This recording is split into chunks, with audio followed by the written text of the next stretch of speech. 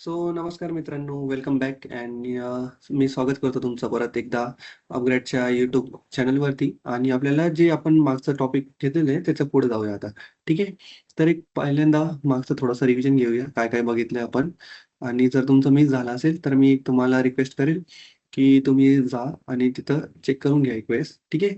तर आपण बऱ्याचशा गोष्टी बघितलेल्या आहे. आयडी काय असतो, त्याच्यानंतर इनपुट फंक्शन काय असतो, इनपुट फंक्शन लिहिता कसा, बरोबर. तर आपण इनपुट फंक्शनमध्ये इनपुट लिहायचं, बरोबर. त्याच्यानंतर एक ब्रॅकेट टाकायचं, त्याच्यामध्ये एक प्रॉम्प्ट आलं पाहिजे. त्या प्रॉम्प्टच्या शेजारी काय असलं पाहिजे, तर डबल प्रॉम्प्ट हे आपलं प्रॉम्प्ट म्हणतो. डबल एपोस्ट्रोफ आली पाहिजे किंवा सिंगल एपोस्ट्रोफ आली पाहिजे. तसंच आपण काय बघितलं होतं त्याच्या आधीच्या लेक्चरमध्ये प्रिंट फंक्शन बघितलं होतं. ठीक आहे. तर आता आपल्याला काय बघायचंय, की आणि हेतू बघितलं होतं आपण. प्रिंट फंक्शन काय करतो, तो आपल्या आपण काय बघितलं, तो आपल्या झेरॉक्स मशीन सारखा असतो, बरोबर. तो काय करतो, एक कागद घेतो आणि त्याच्यानंतर त्या कागदाला आपल्याला प्रिंट करून देतो.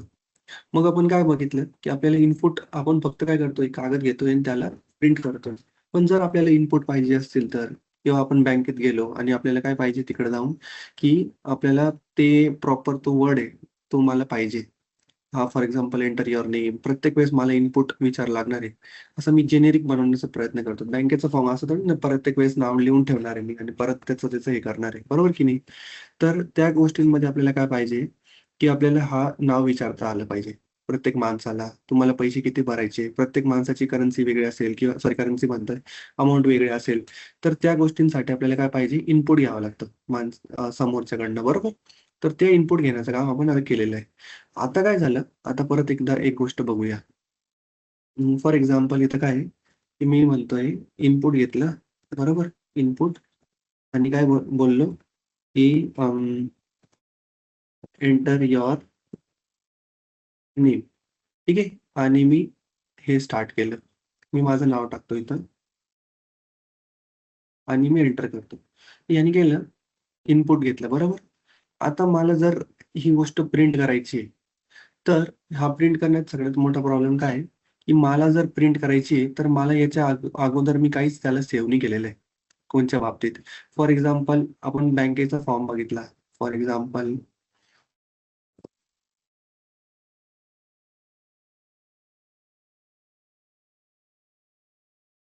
ठीक आहे. जर आपण एक अशी कोणती तरी बघू. एक एक्झाम्पल घेऊ. इथं काय करतो तो? एकदम सिंपल बाबतीत तिकडं हा एक नाव असतो आणि त्याच्या समोरच्या याच्यामध्ये त्याचं हे येतं, बरोबर? तर आपण याला काय म्हणतो? व्हेरिएबल म्हणतो आपल्या सर्वात सिंपल भाषामध्ये. आपण अल्जेब्रा शिकलेलं बरोबर? तर अल्जेब्रा शिकण्याच्या वेळेस ते काय शिकवतात? X is equal to 12, y is equal to 15. आता हा एकदम क्लासिक एक्झाम्पल झाला. तर याच्यामध्ये काय कॅश डिपॉझिट स्लिप आहे बरोबर? तर यांनी काय दिलेलं आहे आपल्याला प्रॉम्प्ट दिलेलं आहे आणि प्रॉम्प्ट तो कशामध्ये स्टोअर करतोय? तर हा जर प्रॉम्प्ट आहे, बरोबर? इनपुटचा प्रॉम्प्ट आहे. त्याला त्याचं नाव काय आहे? Account number. तर तो काय करतो इथं अकाउंट नंबरमध्ये स्टोअर करतोय. बरोबर. इथं किती कॅश तुम्ही कॅश चेक नाही देताय का? चेकचा नंबर टाका इथं. तर ह्याला जे म्हणतात त्याला काय म्हणतात व्हेरिएबल. व्हेरिएबल म्हणजे तुझं फॉर एक्झाम्पल मला विचारलं तुझं नाव काय? तर नाव काय झालं माझं? व्हेरिएबल. आणि नावची व्हॅल्यू काय झाली? व्हॅल्यू म्हणजे अक्षरशः माझं नाव काय झालं? तर तो झाला अल हसन. बरोबर. तर ह्या केसमध्ये काय आहे, की मी काहीच व्हेरिएबल ठेवलेलं नाही. म्हणजे काय इनपुट जरी घेतला मी, ठीक आहे. इनपुट जरी माझ्याकडे आला, पण मला तो इनपुट समोरच्यामध्ये फिट करायचंय किंवा समोरच्याला ट्रान्सफर करायचंय. ठीक आहे. तर मी जर याला प्रिंट करायचं असेल, तर मी इथे त्याला प्रिंट कसं करणार? ठीक आहे ना. आता परत मी त्याला रन केलं, तर त्याने काय केलं, परत नाव विचारलं. मी परत नाव तरी टाकत बसणार आहे. बरोबर? तर मला कुठेतरी तो नाव सेव्ह करावा लागेल. बरोबर? तर त्यासाठी काय कन्सेप्ट येते, त्या कन्सेप्टला म्हणतात पायथन व्हेरिएबल.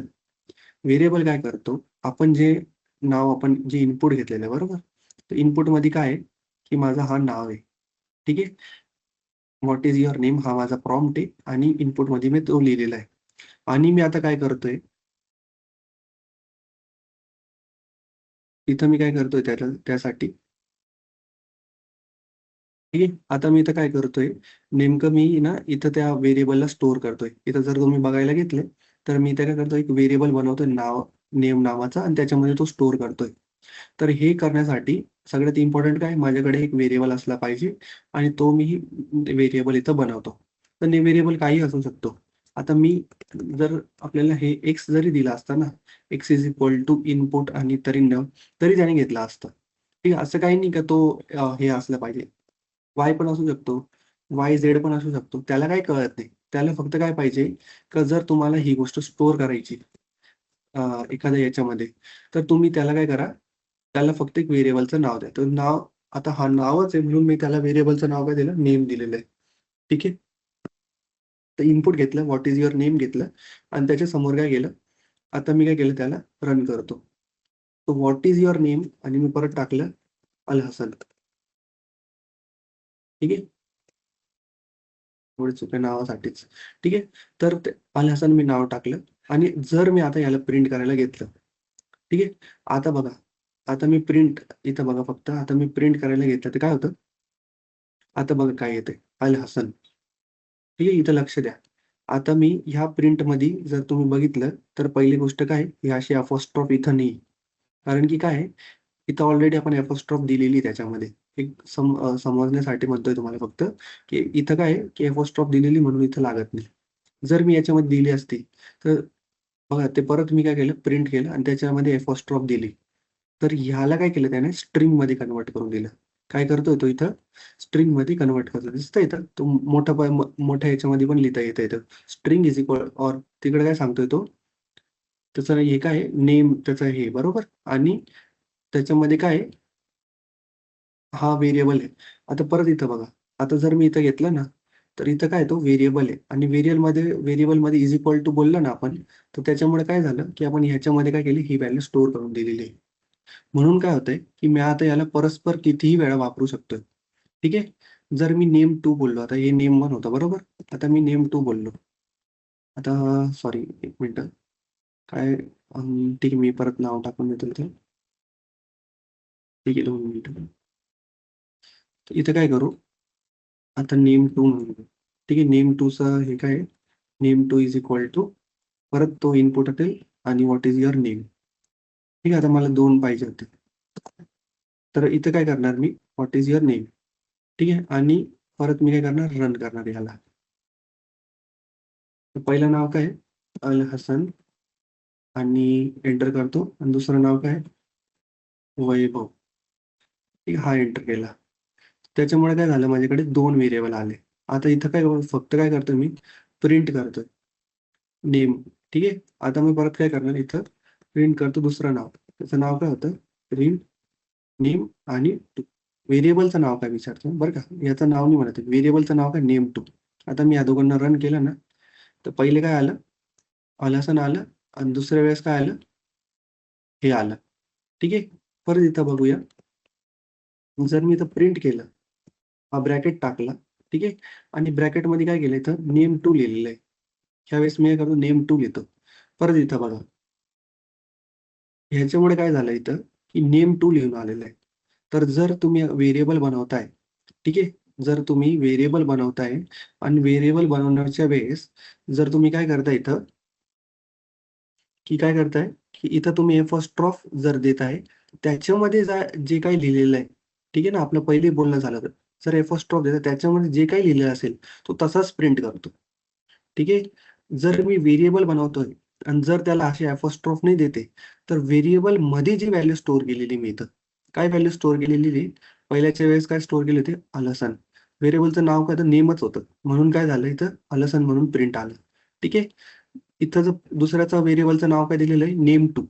म्हणून तर नाव काय आलं, नेम2 आणि नेम2चं व्हॅल्यू काय टाकलेली होती मी, तर बघितलं तर वैभव टाकलेली होती. म्हणून इथं काय आलं, वैभव आलेलं आहे. ठीक आहे. ही थोडंसं तुम्हाला कन्फ्युजन वाटू शकतो. पण असं काही नाहीये. थोडंसं तुम्ही जर थोडं निवांत डोक्याने, शांत डोक्याने बघितलं, 2 मिनिटं बघून घ्या परत एक वेळेस. व्हिडिओ वाटलंच तर पॉज करून घ्या. तर कन्सेप्ट काय बघतोय आपण, पायथन व्हेरिएबल आणि जसं आपण अल्जेब्राला काय करायचं, एक्सची व्हॅल्यू काय आहे, तर मी परत सांगतो टेक्स्टमध्ये लिहितो. आपण काय करायचो, एक्सची व्हॅल्यू इज इक्वल टू काय म्हणाले, 12 म्हटले. हा जो 12 आहे, तो काय झाली त्याची व्हॅल्यू झाली. बरोबर? हे काय आहे, त्याची व्हॅल्यू झाली. बरोबर? आणि हे जे एक्स टाकायचं त्याला आपण काय बोलायचो, व्हेरिएबल अल्जेब्रामध्ये. बरोबर? तसंच इथं पण आहे. तर इथं एक्सची व्हॅल्यू काय झाली, तो व्हेरिएबल झाला आणि त्याच्यामध्ये काय व्हॅल्यू स्टोअर केली आपण इज इक्वल टू बोलून अलसन स्टोअर केली, बरोबर. तर तो काय करतो आता अलसन याच्यामध्ये स्टोअर करतोय. ठीक आहे.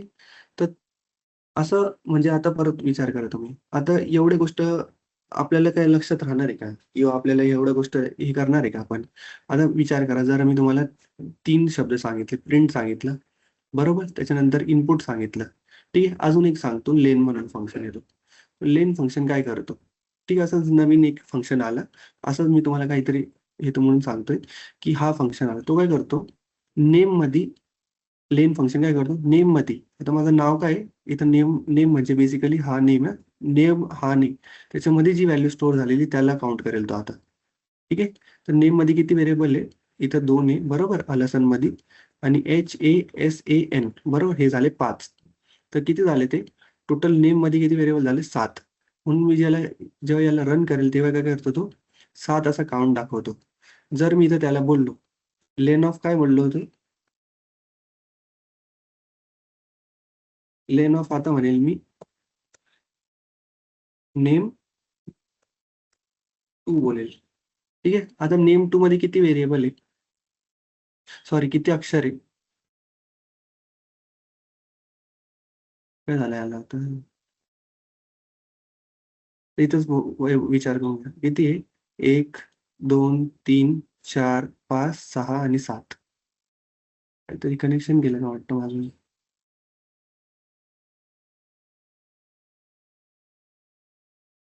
सेल इज ऑलरेडी काहीतरी झालं असेल. पण इथं पण किती आहे? दोघांमध्ये 7-7च अक्षर आहे. म्हणून काय आहे? 7-7च येणार आहे. त्याला काही दिसत नाही वाटतं. ठीक आहे. तर प्रिंट म्हणू. इथं काय म्हणणार त्याला? नेम 2. ठीक आहे. आणि आता याला रन करू.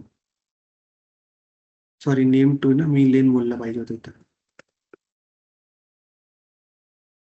तर नेम 2 ला किती आहे? लेनला परत 7 अक्षर आहे. तर वैभवमध्ये किती अक्षर आहे? 7 आहे, म्हणून त्याने काय केलं? हा मोजून दाखवलेला आहे आपल्याला. ठीक आहे. तर तर याच्यामध्ये काय आहे? लेन फंक्शन आहे. असे पायथनमध्ये बरेचसे फंक्शन आहे. तर मुद्दा असा आहे, की आपल्याला काही एवढे मुद्दा हा आहे, की आपल्याला काही एवढे फंक्शन किंवा आपल्याला एवढे हे आठवणीत राहणार आहे का? तर उत्तर नाही. ठीक आहे. तर पायथनमध्ये काय असतं? पायथन जर आपण बघितलं, ठीक आहे. आणि आपण खूप वेबसाईट्स आहेत इथं. V3 स्कूल, पायथन फक्त सांगितलं ना मी इथं पायथन, तर पायथनचं तुम्हाला काय भेटेल? डॉक्युमेंटेशन भेटेल. ठीक आहे. आणि त्यांनी योग्य पद्धतीने एवढं डिटेलमध्ये एक गोष्ट बनवलेली आहे. Python for beginners. तर त्याच्यानंतर पायथनमध्ये कसं शिकायचं, इन्स्टॉलिंग कशी करायची. तर ह्या डॉक्युमेंटेशनमध्ये जसं-जसं तुम्ही वाचत गेले, ठीक आहे. तर याच्यामध्ये काय आहे, खूप तुम्हाला हे भेटेल, हे, ते. तर इथं ते सर्व आहे ना, पायथनच्या बद्दल सांगितलं गेलेलं आहे. ठीक आहे. तर हे डॉक्युमेंट भेटतात. जर तुम्हाला याच्यामध्ये नाही कळलं, ठीक आहे, तर इथं बघा मी V3 स्कूल टाकत होतो. तर V3 स्कूल्स म्हणून पायथन हे एकदम बेसिक पासून पायथन शिकवतात. पण याच्यामध्ये काय आहे, असा व्हिडिओ नाहीये किंवा हे नाही आणि खूप बेसिक आहे याच्यामध्ये. तर ती गोष्ट आहे. पण इथं बघा व्हेरिएबलचा टॉपिक आहे, त्यांनी पण कव्हर केलेला असेल. तर ते पण असं सांगतं x इज इक्वल टू 5 हा व्हेरिएबल आहे, त्याला एक व्हॅल्यू असाइन करा. मग त्याच्यानंतर कास्टिंग करा, ही गोष्ट करा, ती गोष्ट करा. सिमिलरली अजून वेबसाईट्स असतील इथं. तर इथं तुम्ही येऊन काय करू शकता, बेसिक असतात म्हणून नवीन-नवीन असेल आपण काय करायचं, क्विज खेळून घ्यायची त्यांची. ठीक आहे. क्विज क्विज चांगली असते त्यांची. इथं इथं अजून दिसतील तुम्हाला, अजून टॉपिक दिसतील पायथन फंडामेंटल. जर इथं गेलं तर पायथन व्हेरिएबल्स. तर मग व्हेरिएबलचं त्यांनी पण तसं बनवलेलं आहे. x इज इक्वल टू 5 आणि हे प्रिंट मग काय करा, x ची व्हॅल्यू करा. तर तो काय देईल? 5 करेल. त्याने नेम काय दिलं? समानता. परत त्यांनी काय केलं? प्रिंट नाव केलं. म्हणून इथं काय येतं? समानता. सेम तसंच लॉजिक आहे त्यांचं पण. ठीक आहे. जर आपण एक गोष्ट लक्षात ठेवा परत इथं, की जर मी इथं एपॉस्ट्रॉफ दिली असते, इथं आणि इथं, आणि जेव्हा मी रन करतो याला, तो आता दिसतंय. आता समानता येत नाही इथं खालच्या सारखं. इथं काय येतंय? नाव येतंय. तर ह्या गोष्टींमध्ये कन्फ्यूज व्हायचं नाही. म्हणून मी तुम्हाला परत एकदा हळू पद्धतीने परत सांगितलेलं आहे. ठीक आहे. जर व्हेरिएबल करताय तुम्ही, तर व्हेरिएबलला एपॉस्ट्रॉफ टाकायची नाही. तो स्ट्रिंग होऊन जाते. ठीक आहे. व्हेरिएबल हा वेगळा असतो आणि स्ट्रिंग हा वेगळा असतो. ठीक आहे. पायथन याला 2 गोष्टींना वेगळं ट्रीट करतो. ठीक आहे. तर जर आपण ब्रॅकेट टाकताय, तर तेव्हा काय होणार तो? ते सॉरी आपण जेव्हा एफ टाकतोय तेव्हा तो काय करून घेतो, त्याला स्ट्रिंग कन्सिडर करून घेतो. आणि जर आपण एफ नाही टाकली, परत बघून घ्या. मी एफ याची काढून देतो, तर ह्याचा कलर पण चेंज झाला आणि परत याला मी जर रन केलं, आता तो कंपाईल करून काय दाखवतो, समांथा. ठीक आहे.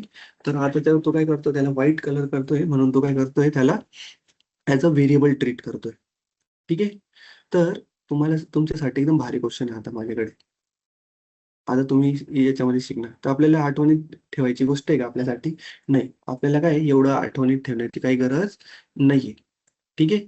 आपल्याला काय आहे, फक्त आपल्याला हे असे डॉक्युमेंट आहे. हा डॉक्युमेंटमध्ये आपल्याला जसं-जसं आपण पुढे-पुढे जाऊ, तसं-तसं आपल्याला त्याची सवय पण होत चालते आणि आपण ऑटोमॅटिकली शिकत पण राहतो. तर आपल्यासाठी काय एक गोष्ट म्हणजे ती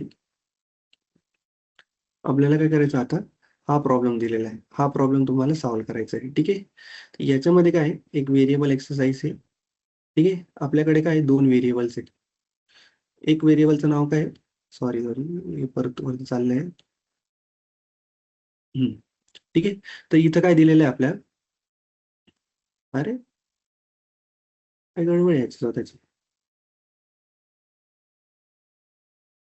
ठीक आहे. इथं काय दिलेलं आहे आपल्याला, की आपल्याकडे 2 व्हेरिएबल्स आहे. त्याचं नाव काय आहे?